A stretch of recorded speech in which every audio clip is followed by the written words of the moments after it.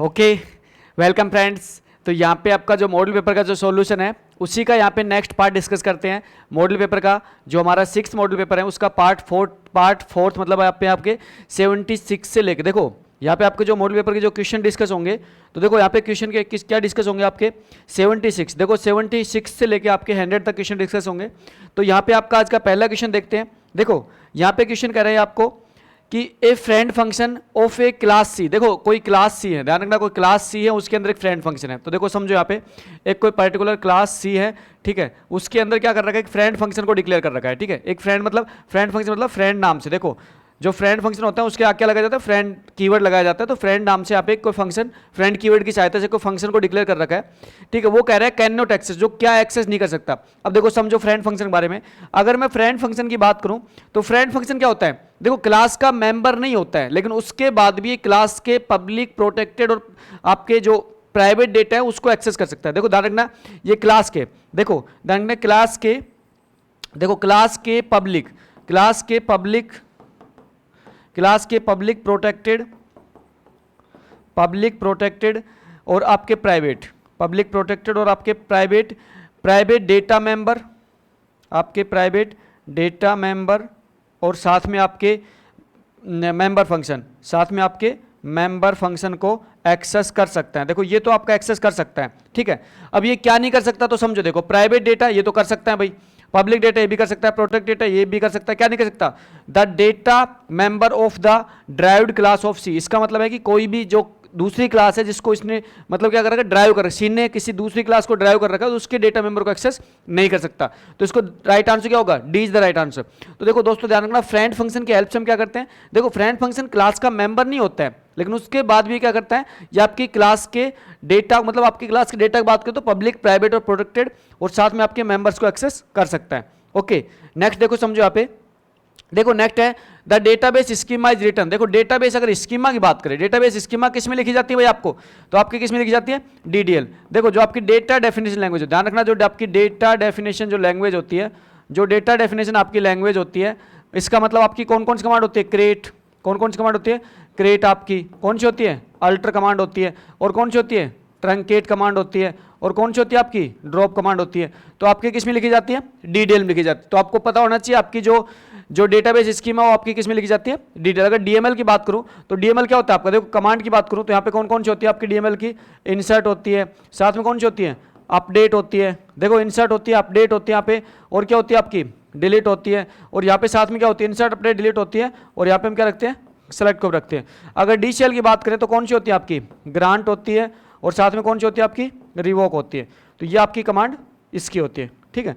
तो यहाँ पे आपकी जो डेटाबेस स्कीमा लिखी जाएगी वो किस में लिखी जाएगी, डीडीएल में लिखी जाएगी। तो आपको पता होना चाहिए डीडीएल में लिखी जाती है। ओके नेक्स्ट क्वेश्चन देखो the best data structure to check whether the arithmetic has expression balanced parenthesis is. देखो ये कह रहे हैं कि आपके जैसे कोई भी सपोज करो मैं कह रहा हूँ a प्लस बी, ठीक है, उसके बाद मैं यहाँ पे कह रहा हूँ c मल्टीप्लाई डी, ठीक है। अब देखो हमें चेक करना है जो पैरेंथिसिस है ये बैलेंस है या नहीं है, इसको चेक करना है। तो आप किस में रखोगे इसको, आप रखो किस में रखोगे इसको, स्टैक में। किस में रखोगे, स्टैक में। तो ध्यान रखना जो बैलेंस पैरेंथिसिस होते हैं तो उसको हमेशा किस में इंसर्ट करते हैं, देखो जो आपके बैलेंस पैरेंथिसिस है उसको हमेशा स्टैक में इंसर्ट करते हैं। क्यों, क्योंकि यहाँ पे आपके क्या होते हैं, जो बैलेंस पैरेंथिसिस जो स्टैक में इंसर्ट कर जाते हैं तो उसमें क्या होता है, जैसे आप इसमें आउट करोगे तो हम क्या करते हैं, क्रॉस चेक कर सकते हैं कि आपके सारे के सारे पैरेंथिसिस बैलेंस में है या नहीं है, ठीक है। मतलब जिसको हमने ओपन किया उसको हमने क्लोज किया है या नहीं किया है, तो ये आप आराम से चेक कर सकते हो। तो कौन सा बेस्ट, स्टैक है, कौन सा बेस्ट आपका, स्टैक है। ओके नेक्स्ट क्वेश्चन देखिए, देखो ड्यूरिंग डीएमए, देखो जो डीएमए होता है इसका मतलब डायरेक्ट मेमोरी एक्सेस। देखो डीएमए क्या होता है आपका, डायरेक्टली मेमोरी एक्सेस। देखो आप क्या होता है, डायरेक्टली मेमोरी एक्सेस। इसका मतलब होता है कि यहाँ पे आपके जब भी आपके डीएमए के द्वारा आप मेमोरी एक्सेस करोगे तो आपके यहाँ पे जो आपका सीपीयू होता है उसका इन्वॉल्वमेंट नहीं होता है, ठीक है, सीपीयू का इन्वॉल्वमेंट नहीं होता है, ये आपको याद रखना है। अब देखो ये कह रहे हैं कि during DMA transfer, DMA controller transfer data कैसे ट्रांसफर करेगा, ये बिना सीपीयू को इन्वॉल्वमेंट के आपके जो आईओ डिवाइस होते हैं उससे डायरेक्टली मेन मेमोरी में डेटा ट्रांसफर करता है डीएमए। अब देखो डायरेक्टली फ्रॉम सीपीयू नहीं, सीपीयू तो होता ही नहीं है, सीपीयू तो होता ही नहीं है, डायरेक्टली फ्रॉम द सीपीयू तो होता ही नहीं, सीपीयू का तो रोल नहीं होता यहाँ पे। Directly between memory and register, memory register में कैसे करोगे? आपका डेटा कहाँ से ट्रांसफर करना है? डेटा तो आपको आईओ डिवाइस ट्रांसफर करना है, तो ये भी रॉन्ग हो जाएगा। तो यहाँ पे डी राइट आंसर होगा, directly between the IO device, IO module या मेन मेमोरी। आईओ मॉड्यूल और मेन मेमोरी में डायरेक्टली डेटा ट्रांसफर करता है बिना सीपीयू के इन्वॉल्वमेंट के, ठीक है। तो आपको ध्यान रखना D is the right answer.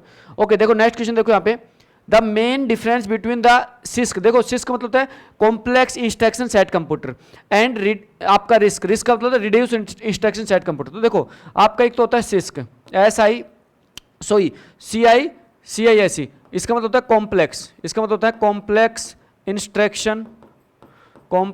Instruction set computer. देखो कॉम्प्लेक्स इंस्ट्रक्शन सेट कंप्यूटर। अच्छा, दूसरा यहाँ पे क्या होता है? आपका होता है RISC, तो ये आपकी फुल फॉर्म भी आपको पता होना चाहिए। देखो ध्यान रखना, बहुत बार एग्जाम इनकी फुल फॉर्म भी पूछ ली जाती है।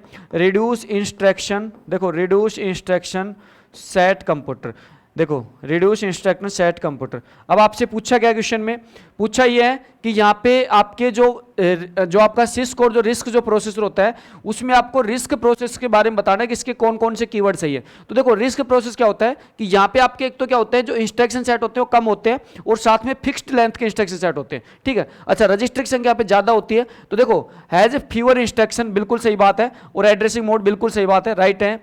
हैज मोर रजिस्टर ज्यादा होते हैं इसमें, ये भी सही बात है। Easy to implement using the hardwire, बिल्कुल भाई, इसका हार्डवायर जो आपका कंट्रोल यूनिट होते हैं उसके द्वारा इसको आपके जो रिस्क होता है उसको इंप्लीमेंट किया जा सकता है। तो सभी सही है, यहाँ पे डी राइट आंसर होगा। तो देखो आपको ध्यान ये रखना है कि यहाँ पे जो आपका सिस्क और रिस्क है, इसके अंदर जो आपका डिफरेंस आता है वो डिफरेंस ये है कि यहाँ पे तो जो आपकी इंस्ट्रक्शन फॉर्मेट होता है वो फिक्स्ड इंस्ट्रक्शन फॉर्मेट होता है और कम साइज का होता है, यहाँ पे आपके ज्यादा होता है और वेरिएबल साइज का होता है, ठीक है। अच्छा, यहाँ पे रजिस्टर की संख्या ज्यादा होती है, यहाँ पे रजिस्टर की संख्या सिस्क में कम होती है, ठीक है। तो कुछ एक इंपॉर्टेंट इसके डिफरेंस है वो भी आप याद रखेंगे, इसकी कई बार एग्जाम में फुल फॉर्म पूछ ली जाती है, वो भी आप याद रखेंगे। ओके, देखो नेक्स्ट क्वेश्चन देखो यहाँ पे, देखो नेक्स्ट है, what is the core principle of NoSQL. भाई नो एसक्यूएल का कोर प्रिंसिपल क्या होता है? नो एसक्यूएल मतलब not in SQL, NoSQL मतलब नॉट इन एसक्यूएल, ठीक है। अब देखो, अब यहाँ पे देखो low availability, high availability, both. भाई आपका जो एसक्यूएल होता है, जो नो एसक्यूएल होता है, उसको आज के दिन यूज कौन कर रहा है? देखो आप, जैसे आपके फेसबुक हो गई, भाई आपके फेसबुक हो गई, आपके इंस्टाग्राम हो गई, आपके इंस्टाग्राम हो गई, ठीक है, अमेजोन हो गया, आपका अमेजोन हो गया, ऐसी आपकी बड़ी कंपनियां इसको यूज करती है। तो इसका मतलब यहाँ पे क्या होगा? यहाँ पे देखो ये बड़ी कंपनियां आपके नो एसक्यूएल डेटाबेस को यूज करती है, तो इसका मतलब डेफिनेटली लो अवेलेबिलिटी तो हो नहीं सकता। तो क्या होगा? राइट आंसर क्या होगा? High availability. देखो ध्यान रखना, जो आपका नो एसक्यूएल है वो आपके हाई अवेलेबिलिटी सिद्धांत पे काम करता है, ठीक है। तो राइट आंसर क्या होगा? B is the right answer. Okay, next question देखो यहाँ पे, देखो in an organisation, in an any organisation company on a fire, ये फायर नहीं होगा, on the policy is the information security. देखो इंफॉर्मेशन सिक्योरिटी जो पॉलिसी होती है किसी भी कंपनी की, वो किसके अंडर में आती है?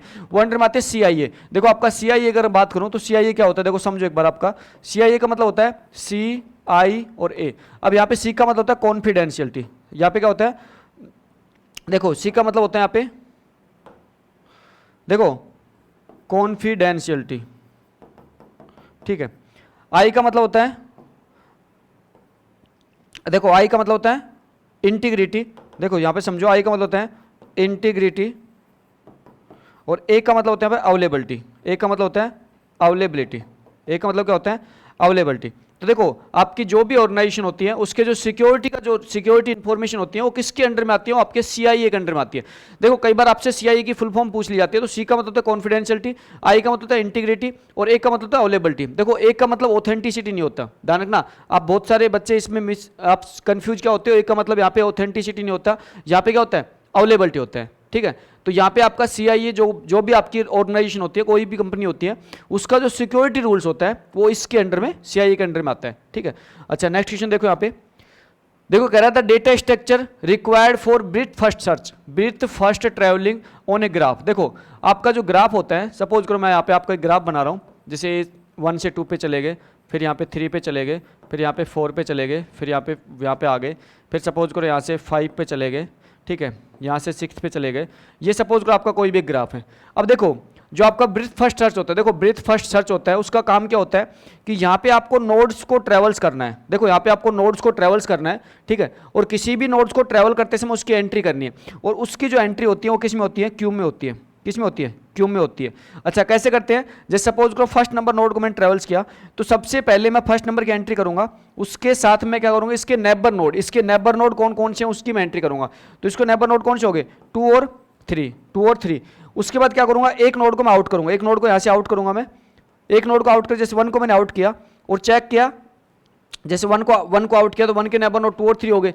उसके बाद मैंने आगे के 2 को आउट किया और 2 के नेबर नोड भी चेक करता हूं, तो 2 के कौन से हो गए भाई, आपके 1 तो आपका ऑलरेडी चेक हो चुका है, 2 के कौन से हो गए, आपका 4 हो गया और 1 हो गया, तो वो 1 तो ऑलरेडी हो चुका है, तो क्या क्या आ जाएगा यहाँ पे 4 है। इसका मतलब ये है कि यहाँ पे नोड्स को ट्रेवल्स करने के लिए यहाँ पे एक टेक्निक्स होती है, जिस टेक्निक्स में यहाँ पे जिस डेटा स्ट्रक्चर यूज किया जाता है उसको कहते हैं क्यू। तो यहाँ पे जो डेटा स्ट्रक्चर है उसके बारे में यहाँ पे जिक्र किया है, तो यहाँ पे क्यू का यूज किया जाता है, ठीक है, क्यू का यूज किया जाता है। ये जो काम करते हैं, काम ऐसे करते हैं, यहाँ पे नोड्स को ट्रेवल्स करना है, इसका मतलब है नोड्स को विजिट करना है, ठीक है। अच्छा नोड्स को विजिट करने की जो टेक्निक्स हैं, इसके लिए आपको सेपरेट एक जो ब्रीथ फर्स्ट सर्च है, एक आपका डेप्थ फर्स्ट सर्च होता है, तो ये आपको सेपरेट एक टेक्निक्स होती है, उसमें आपको पता होना चाहिए। तो आपको यहाँ पे इतना ध्यान रखना है कि यहाँ पे जो ब्रीथ फर्स्ट सर्च ट्रेवल्स होता है ग्राफ में, वो आपके क्यू की हेल्प से इंप्लीमेंट किया जाता है। ओके देखो नेक्स्ट कह रहे हैं यहाँ पे the quick sort algorithm exploit design tech. अच्छा तो क्विक शॉट होता है, देखो क्विक शॉट में क्या होता है कि यहाँ पे कॉम्प्लेक्स प्रॉब्लम को हम क्या करते हैं, सब प्रॉब्लम में डिवाइड करते हैं। इसका मतलब यहाँ पे क्या होता है, डिवाइड एंड कॉन्क्वर। देखो यहाँ पे डिवाइड एंड कॉन्क्वर टेक्निक होती है, जिसमें एक कॉम्प्लेक्स प्रॉब्लम को सब प्रॉब्लम में डिवाइड करके और यहाँ पे सब प्रॉब्लम को सोल्व किया जाता है, जिससे कि कॉम्प्लेक्स प्रॉब्लम हमारी अपने आप सोल्व हो जाती है। तो यहाँ पे क्या करते हैं, सॉर्टिंग कैसे करते हैं कि सपोज करो हमारे पास 10 नंबर को सॉर्ट करना है, तो हम क्या करेंगे, उसको हाफ में तोड़ेंगे, पहले 5 नंबर एक साइड 5 नंबर, फिर उसको 5 नंबर में से वापस से हाफ में तोड़ेंगे, और फिर जो हमारी जो लोवेस्ट प्रॉब्लम है उसको हम सोल्व करते हुए और सबको वापस से कंबाइन करेंगे। तो यहाँ पे क्या होता है, डिवाइड करते हैं पहले तो, फिर कॉन्क्योर करते हैं, ठीक है। तो आपने क्विक शॉट में देखा होगा, तो किस सिद्धांत काम करती है, डिवाइड एंड कॉन्क्योर पे काम करती है। अच्छा नेक्स्ट देखो यहाँ पे, देखो a linear list in which the insertion and deletion are made from the either end, मतलब दोनों साइड से आप इंसर्शन और डिलीशन कर सकते हो। तो ऐसी कौन सी होती है, डी क्यू होती है भाई। डी क्यू मतलब होता है डबल एंडेड, देखो इसका मतलब होता है डबल एंडेड क्यू, इसका मतलब होता है double ended Q, double ended Q होती है आपकी। तो डबल एंडेड जो क्यू होती है, इसमें आप दोनों साइड से, देखो इसमें आप दोनों साइड से इंसर्ट और क्या कर सकते हो, डिलीट कर सकते हो, double ended queue D queue. Okay देखो नेक्स्ट क्वेश्चन कह रहा है which of the following data structure is use to implement recursion. देखो रिकर्सन को इंप्लीमेंट करने के लिए कौन से डेटा स्ट्रक्चर यूज किया जाता है, तो बताओ भाई रिकर्सन इंप्लीमेंट करना है तो एरे से कर सकते हो क्या, स्टैक्स कर सकते हो, क्यू से कर सकते हो, लिंक लिस्ट, तो कौन सा होगा, स्टैक। तो देखो ध्यान रखना आपको, जो रिकर्सन जो इंप्लीमेंट होता है, तो रिकर्सन में क्या होता है कि जो हमारी सबसे लास्ट की कॉल होती है उसको हम सबसे पहले क्या करते हैं, एग्जीक्यूट करते हैं, ठीक है भाई। रिकर्सन में यही तो होता है कि जो सबसे लास्ट की कॉल होती है, जिसे आप फैक्टोरियल फाइंड आउट करते हो, जब फैक्टोरियल फाइंड आउट करते हो, जैसे 5 का फैक्टोरियल है भाई, 5 का फैक्टोरियल फाइंड आउट करना है आपको, तो क्या होता है 5 × 4 × 3 × 2 × 1। तो ये तो देखो नॉर्मल प्रोसेस है। कंप्यूटर में क्या होगा कि आपकी कॉल चलती है, देखो 5 फिर 4 फिर 3 फिर 2 फिर 1, ये आपकी कॉल चलती है। और एग्जीक्यूट कैसे करते हो, रिवर्स वे में, जिसका मतलब सबसे जो लास्ट कॉल होती है उसको सबसे पहले एग्जीक्यूट करते हैं। तो इसका मतलब किसका इंप्लीमेंट करते हैं, स्टैक का यूज करते हैं। ओके नेक्स्ट देखो यहाँ पे, देखो when an ASP.NET file is placed on the, अच्छा यहाँ पे कोई सर्वर का नाम है IIS सर्वर, ठीक है, and view through a browser. देखो आपके ये कह रहे हैं ASP.NET कोई फाइल है, उसको आपके किसी सर्वर पे प्लेस किया हुआ है और आपको ब्राउजर में उसको व्यू करना है। The result HTML page content, और जो आपका रिजल्ट है उसमें HTML पेज को कंटेंट किया जाता है। तो देखो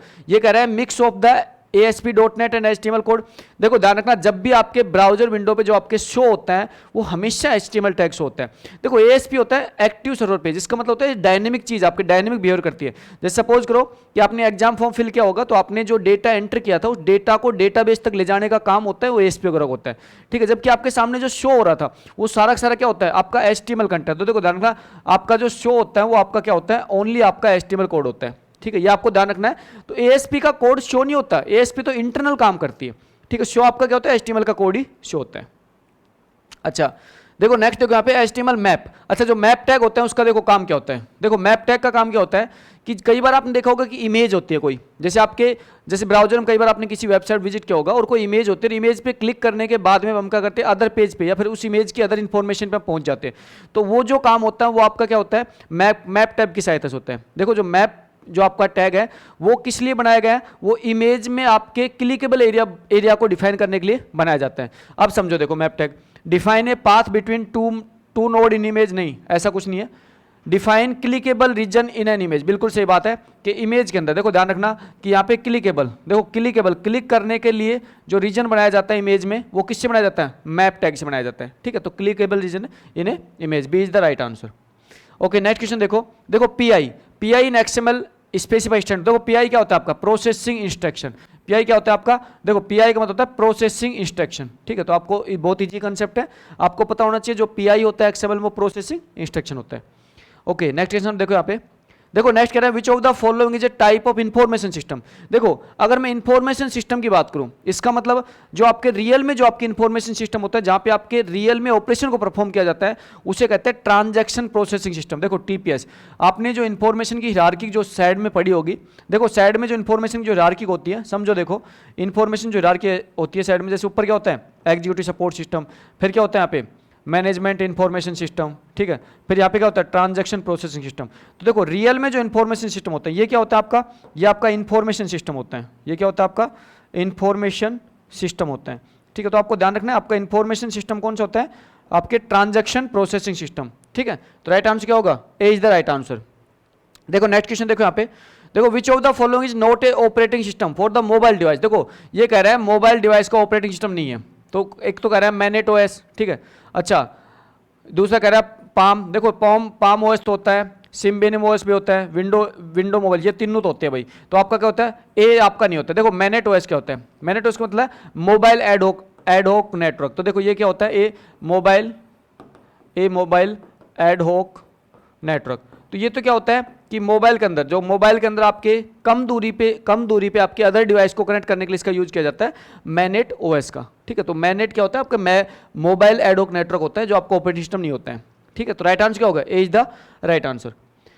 अच्छा ये देखो is a process of lifting the process from देखो lifting the process from memory and place into the disk. देखो ध्यान रखना कि आप मेमोरी से, इसका मतलब क्या कर रहे हो, जैसे आपकी मेन मेमोरी है, ठीक है, आपकी ये मेन मेमोरी है, ठीक है। मेन मेमोरी से प्रोसेस को कहाँ पे डाल रहे हो, मेन मेमोरी से प्रोसेस कहाँ पे डाल रहे हो आप, डिस्क में डाल रहे हो। तो ध्यान रखना जब भी आप मेन मेमोरी से प्रोसेस को डिस्क में डालते हो तो इस जो कंसेप्ट होता है इसको बोलते हैं स्वैप आउट।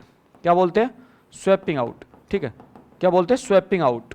और आप रिवर्स करते हो, डिस्क से मेन मेमोरी में लेके आते हो, तो उसे क्या कहते हैं, उसे कहते हैं स्वैपिंग इन। क्या कहते हैं, स्वैपिंग इन, ठीक है। तो स्वैप आउट स्वैप इन होता है ना आपका।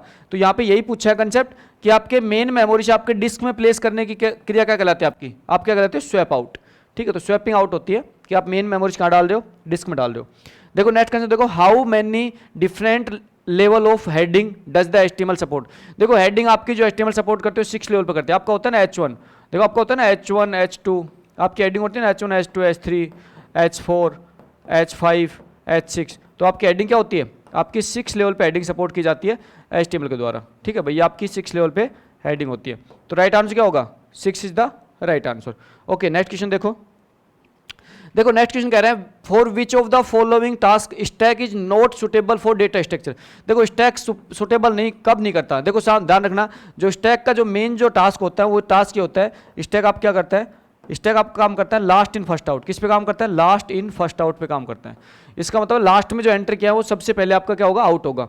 अच्छा ये कह रहा है बाइनरी सर्च इन एरे, अच्छा एरे में बाइनरी सर्च नहीं। अब रुको एक बार, ब्रीथ फर्स्ट सर्च नहीं, ब्रीथ फर्स्ट सर्च के लिए तो क्या होता है, क्यू होती है आपकी, क्या होता है, क्यू होती है। एक तो इसके लिए नहीं करेगा। इंप्लीमेंटेशन फंक्शन कॉल, बिल्कुल फंक्शन कॉल के लिए करता है, फंक्शन कॉल के लिए कौन करता है, स्टैक करता है। अच्छा प्रोसेस शेड्यूलिंग के लिए नहीं, प्रोसेस शेड्यूलिंग के एल्गोरिथम में तो हमारी डिफरेंट एल्गोरिथम है, तो यहाँ पे काम नहीं करता। अच्छा अब देखो एक तो आपके किस पे करता है, एक तो आपके सी पे करता है, इसका मतलब क्या है 3। अच्छा यहाँ पे 1 2 3 4 दे दे, इसको 1 2 3 4 लिखो भाई, 1 2 3 4 लिखो।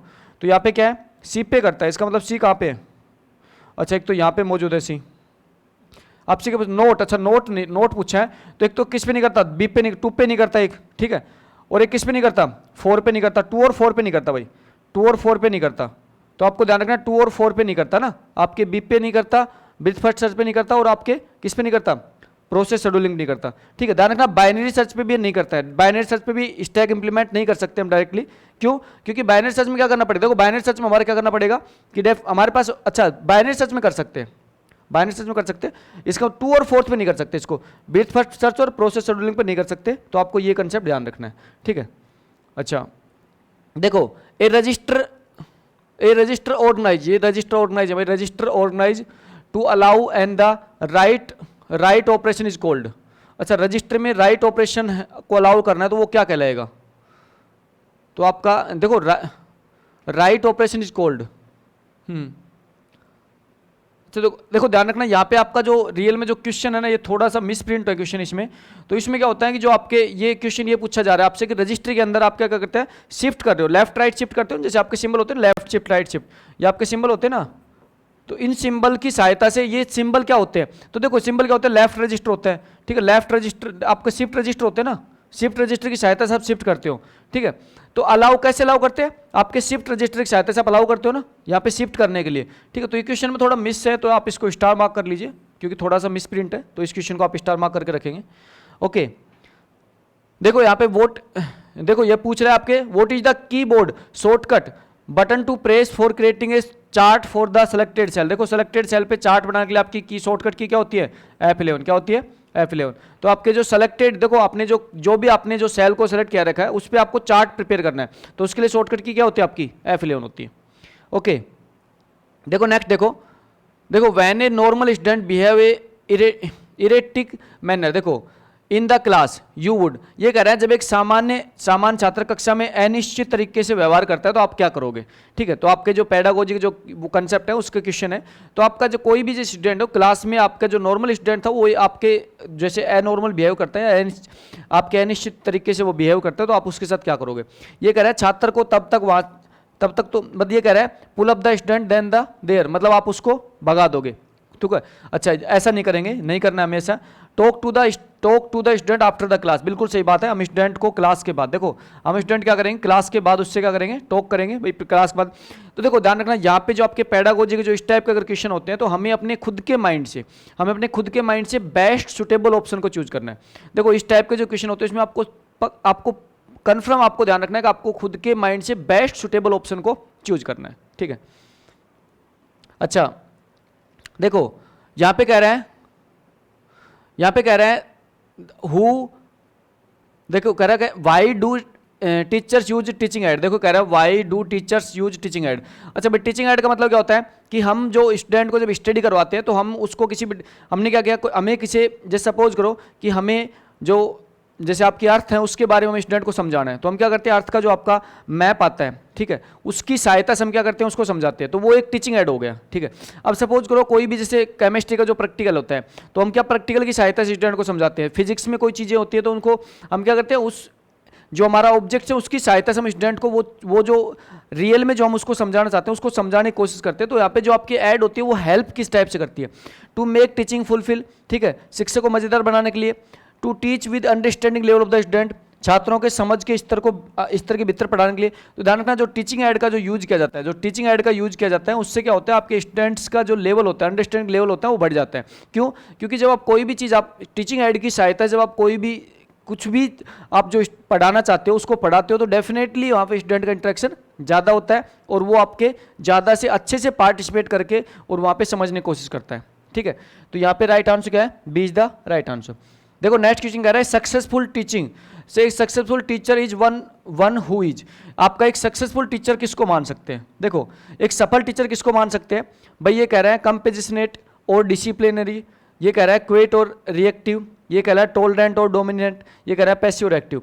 तो ध्यान रखना कि आपका जो देखो यहाँ पे जो आपका देखो अच्छा टीचर हम किसको मान सकते हैं, देखो कंपेजिशनेट एंड डिसिप्लिनरी। इसका मतलब है कि ऐसा टीचर जो आपके प्रॉपर, देखो स्टूडेंट को डिसिप्लिन में रखते हुए अच्छे से नॉलेज दे सके, उसको हम एक बेस्ट टीचर मान सकते हैं, ठीक है। तो राइट आंसर क्या होगा, A is the right answer. Okay, अच्छा नेक्स्ट देखो यहाँ पे, देखो नेक्स्ट यहाँ पे आ रहा है digital signature can not provide the message. देखो ध्यान रखना, जो आपका डिजिटल सिग्नेचर होता है वो आपका क्या प्रोवाइड नहीं करता, वो आपके कॉन्फिडेंशियलिटी प्रोवाइड नहीं करता। देखो ध्यान रखना, डिजिटल सिग्नेचर के द्वारा ऑथेंटिसिटी, इंटीग्रिटी और नॉन रेपुटेशन ये प्रोवाइड की जाती है। देखो जो आपका डिजिटल सिग्नेचर होता है, थोड़ा सा समझ लीजिए डिजिटल सिग्नेचर के बारे में। डिजिटल सिग्नेचर होता है वो करता क्या है, वो आपके पब्लिक की, देखो पब्लिक की क्रिप्टोग्राफी की सहायता से, जो पब्लिक की क्रिप्टोग्राफी होती है, पब्लिक की क्रिप्टोग्राफी की सहायता से क्या करता है, मैसेज को एनक्रिप्ट और डिक्रिप्ट करके यहाँ पे जो यूजर्स होते हैं उसको ऑथेंटिकेट करने के लिए, यूजर को ऑथेंटिकेशन करने के लिए, साथ में यूजर ने जो मैसेज भेजा है उस मैसेज की इंटीग्रिटी के लिए, और बाद में यूजर मना ना कर सके इसके लिए नॉन रेपुटेशन ये आपके डिजिटल सिग्नेचर के द्वारा प्रोवाइड की जाती है। कैसे करता है डिजिटल सिग्नेचर? डिजिटल सिग्नेचर क्या होता है, जो भी सेंडर होता है वो अपनी खुद की प्राइवेट की से, ध्यान रखना डिजिटल सिग्नेचर में सेंडर अपनी स्वयं की प्राइवेट की से जो मैसेज होता है उसका सबसे पहले मैसेज डाइजेस्ट वैल्यू निकाल के उस मैसेज डाइजेस्ट को क्या करता है, एनक्रिप्ट करता है, और उसके बाद रिसीवर एंड पे जो सेंडर की पब्लिक की होती है उससे उसको डिक्रिप्ट किया जाता है। इस तरीके से यहाँ पे आपकी 3 टाइप की सर्विस प्रोवाइड करता है डिजिटल सिग्नेचर, ऑथेंटिकेशन, इंटीग्रिटी और नॉन रेपुटेशन। प्रोवाइड क्या नहीं करता, कॉन्फिडेंशियल प्रोवाइड नहीं करता। क्यों? क्योंकि ये ओरिजिनल मैसेज को हमेशा साथ में भेजता है, ठीक है। तो यहाँ पे क्या होता है, ओरिजिनल जो मैसेज होता है उसका मैसेज डाइजेस्ट निकालने के बाद मैसेज डाइजेस्ट को क्या करते हैं हम, प्राइवेट की से एनक्रिप्ट करते हैं, जबकि ओरिजिनल मैसेज उसके साथ अटैच होकर जाता है, ठीक है। तो ध्यान रखना दोस्तों, यहाँ पे जो आपकी मॉडल पेपर का जो सॉल्यूशन करवाया जा रहा है, ये मॉडल पेपर का सॉल्यूशन आपको उन्हीं क्वेश्चन पे फोकस करना है जो आपके क्वेश्चन रियल में आपसे क्वेश्चन गलत हुए, आपको कंसेप्ट नहीं पता है, ठीक है। और साथ में आपके एडमिट कार्ड भी आज जारी हो गए हैं, तो आपको जो आपका पेपर है वो बहुत ही अच्छे वे में, इसका मतलब है कि आपको बिल्कुल फ्री माइंड से आपको स्टडी करके आपको पेपर दे के आना है। डेफिनेटली आपका 100% सिलेक्शन होगा कि आप फ्री माइंड से स्टडी करके पेपर दे के आओगे तो, और आपके माइंड में बिल्कुल भी बर्डन नहीं होना चाहिए, आपको किसी टाइप का कोई भी बर्डन नहीं लेना है, और किसी टाइप से किसी भी कोचिंग इंस्टीट्यूट से या फिर मैं कहता हूँ किसी भी टेस्ट सीरीज से आपको डीमोटिवेट भी नहीं होना है, ठीक है। क्योंकि ये जो एग्जाम है इस एग्जाम में हम खुद परफॉर्म करने वाले हैं, ठीक है। अपने आप पे विश्वास करो, अच्छे से स्टडी करो, ठीक है, एक प्रॉपर वे में स्टडी करो, और किसी टाइप का कोई बर्डन नहीं लेना, ठीक है। बिना बर्डन लिए हुए आप एग्जाम देके आओगे तो डेफिनेटली आपका 100% आप दोगे तो 100% आपका सिलेक्शन भी होगा। Okay, thank you so much.